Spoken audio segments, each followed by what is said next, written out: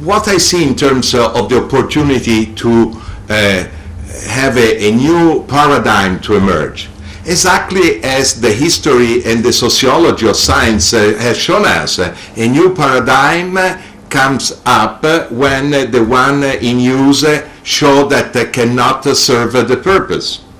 And it's evident. I use the nice image that Ismail said that we need, head of the university said, of engineering, I need to have engineers that build a house or a building that stays up. It might be true in engineering, although I don't think it's true in housing, where we know that to put some glue is poisoning its own inhabitants, but we continue to put poison in the homes. We continue to build homes where there is a random gas. So it's not working in most fields. One of the fields that the paradigm doesn't work is education. We spend a lot of money, taxpayer money, to create doctors, and they cannot protect and promote health. They just know how to deal with drugs and chirurgy to one specific part of the body. But they don't see that there is a person, and that person is part of a family, and that worry, just worry about what is going to happen after surgery, is illness. They don't teach that good relationship, that empathic understanding is good medicine, and we have tons of research to prove it. It's not working in education when it was already John Dewey, how many 100 years ago, that said the problem with schooling system is that we had too many teachers and very few promoter of learning. So that's exactly what is bringing us to an opportunity, because there is a flood and we are volunteering to do what we can, not to save the world, not to have a panacea. We're not so crazy. We see a dramatic needs, and I agree with Winston that one problem is people want to change things and don't make explicit their value.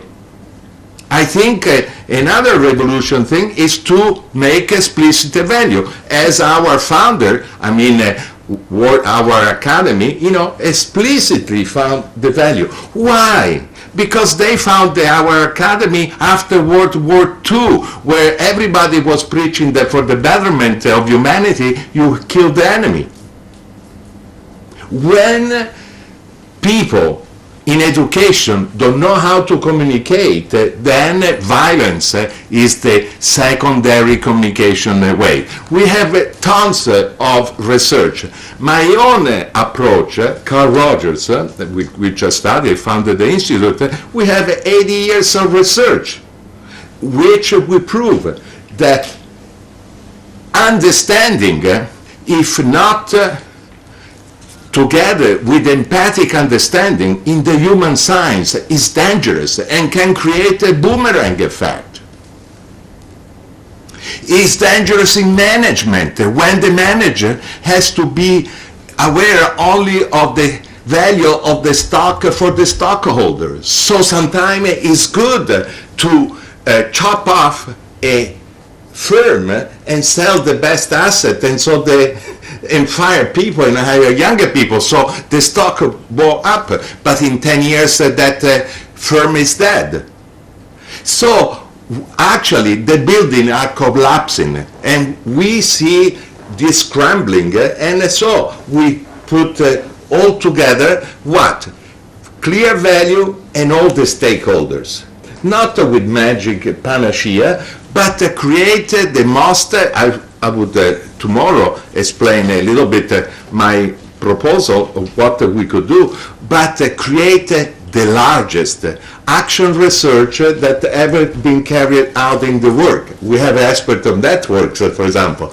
Sigmund is one. And we can have people, not that we want to convince anybody, the people that think what we have to offer is also their choice, and so clear value and clear aim. What? Not to save the world, but to have an alternative to what already we know in small scale is working. And it's working in agriculture, it's working in housing, it's working in management. Actually, we don't have to invent, a magic bullet because it's since 28, 29 in physics that they show that we want to understand the universe we inhabit. We have to understand that the basic point is relationship. From atom to galaxy to people, relationship is the name of the game.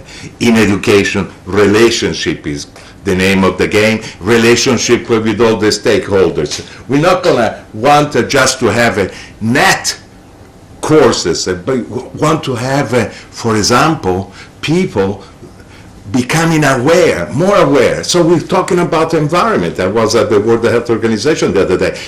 But talking about the environment without paying attention to the internal environment. If I'm not aware of my relationship with myself, with others, or the world, I can be a man or a woman with good intention, but possibly I can become dangerous because I don't see the obvious. The obvious that sometimes people not educated, see that they can get naked. And who are those? Alexander pointed it out. I agree with him. Little kids. Look, a young, one of our nephew, clear eye, honest, contactful. So what is the new paradigm?